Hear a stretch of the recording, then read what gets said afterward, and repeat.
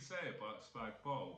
It's an absolute classic of the British fusion genre. Its Italian heritage is somewhat shrouded in mystery, and in actuality, it's probably about as authentically Italian as Mario and Luigi.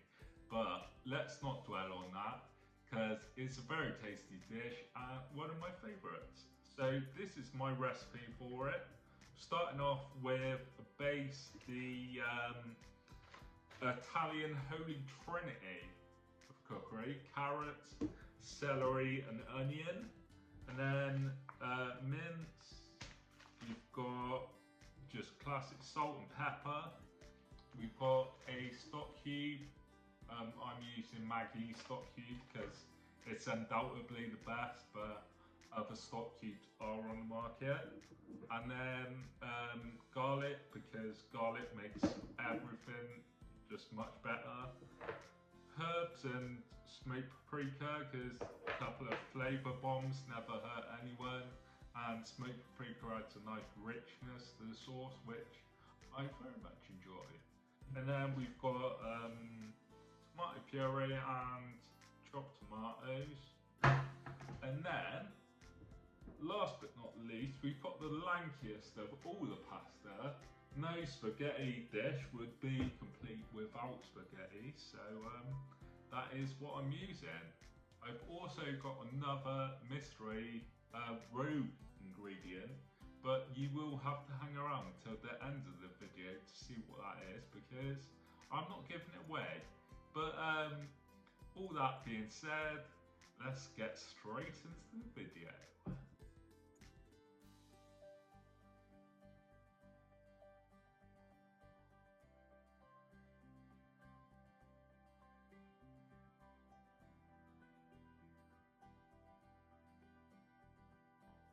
Step 1. Finely chop our onion, carrot and celery. As you can see, this is not exactly a strong point for me, but God loves a trier, as they say. If you're not comfortable doing this, pre-prepared is a good road to go down. Gently fry it all in oil for 8 to 10 minutes. The aim here is light caramelisation. There are 2 key points to remember here.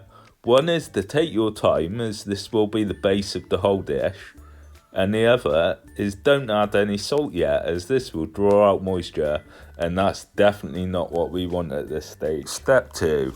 Add mince and cook until brown. Contrary to popular belief, you can actually overcook mince, so it's important to only cook it until just browns at this stage. It should take around 10 minutes to achieve the rich, meaty flavour that we all strive for. Step 3.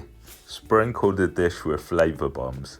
In this case, salt, pepper, herbs, paprika and the crumbled stock cube. Let these flavours mingle and get friendly for a few minutes.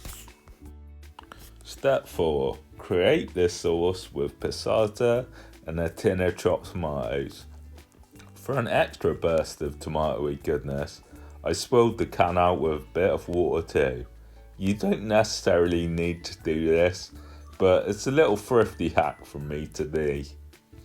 Cover this concoction all with a lid and leave to simmer for 45 minutes.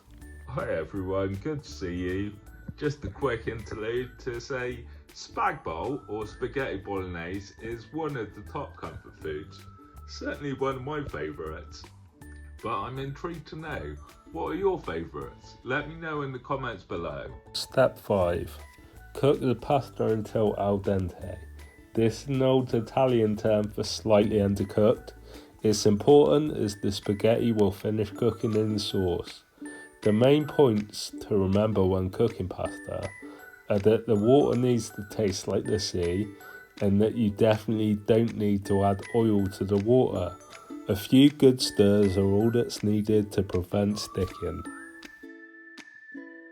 Step 6.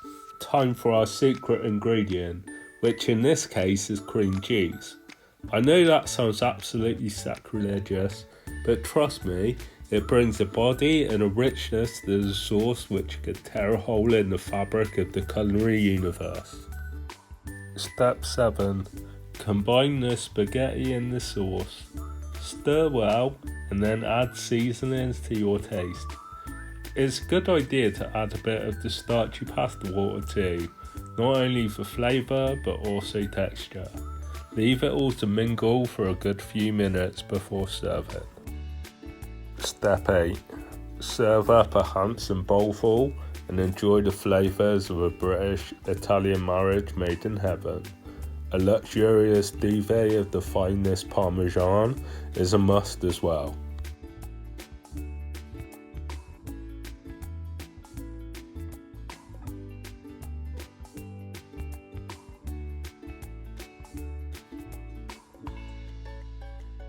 And there we have it, my spaghetti bolognese recipe. Quick and some might say delicious.